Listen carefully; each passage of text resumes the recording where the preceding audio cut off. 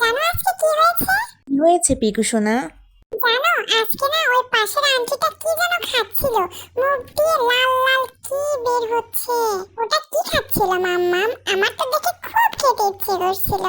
এই পিকু, আমি তোকে খেতে দেই না?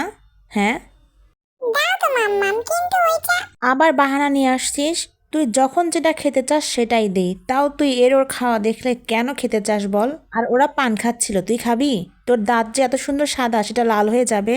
তাই কি মাম্মাম, আমি একটু দাঁতটা লাল করলাম তোমার মতো।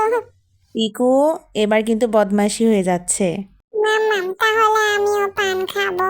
পিকুরে, দিন দিন না তোর বদমাইশি কিন্তু বেড়েই যাচ্ছে। এমন করলে কিন্তু তোকে আর খেতে দিব না, হ্যাঁ? আবার আদরও করব না, তখন কেমন লাগবে? মাম্মাম। একদম নাকে কাঁদবি না, ঠিক আছে? অসভ্য। তাহলে সরি বল। মাম্মাম সরি, কিন্তু আমাকে পান দিতেই হবে, আমি দাঁত লাল করবো।